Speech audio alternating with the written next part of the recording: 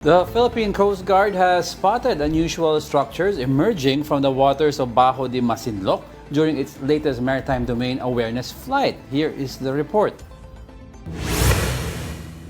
It's an unusual sight, even for the Philippine Coast Guard, to spot what appear to be foundations during its latest maritime domain awareness flight over Bajo de Masinloc on October 13.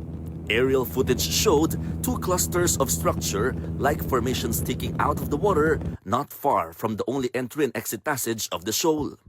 The PCG plans to conduct more MDA flights to identify what it calls mysterious structures.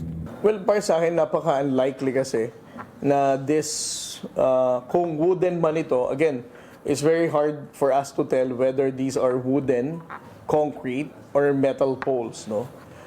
Either way, para sa akin, it's very hard to imagine that if it's a wooden pole, talagang dun lang sila magtatambak, di ba?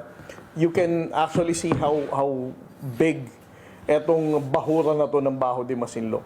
And kung ang argument is probably baka isang bagsakan lang kaya na-drift sila dun, di sana dun pa lang sa may bukana nung mababang area.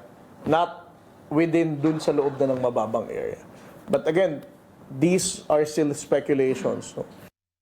Aside from the floating barrier earlier installed by China at the mouth of Bajo de Masinloc, the PCG also spotted a buoy at the center of the lagoon. According to Commodore J. Tariela, PCG spokesperson for the West Philippine Sea, this is the first time a buoy has been sighted in the area. Before the MDA flight, the PCG and the Bureau of Fisheries and Aquatic Resources conducted a Kadiwa mission for Filipino fishermen near Bajo de Masinloc. Chinese vessels repeatedly drove away Philippine boats operating within the country's exclusive economic zone. According to China, the presence of Filipino vessels supposedly threatens Bajo de Masinloc, which they now call an environmental reserve. This is China Coast Guard 3301. A recognized National Natural Reserve of Huangyan Island of the People's Republic of China.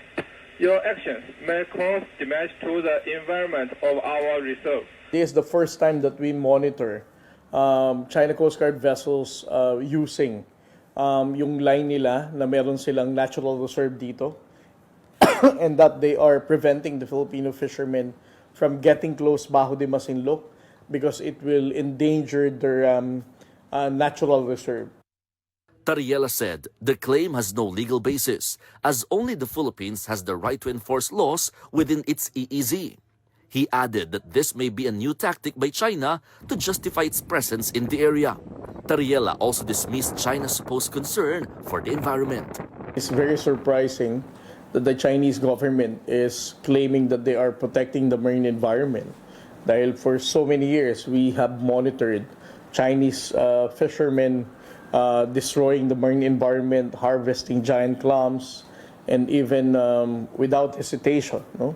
Ang panghuhuli ng pawikan at ng mga endangered species sa Bajo de Masinloc. For News 5, Mon Gualvez, we are One News.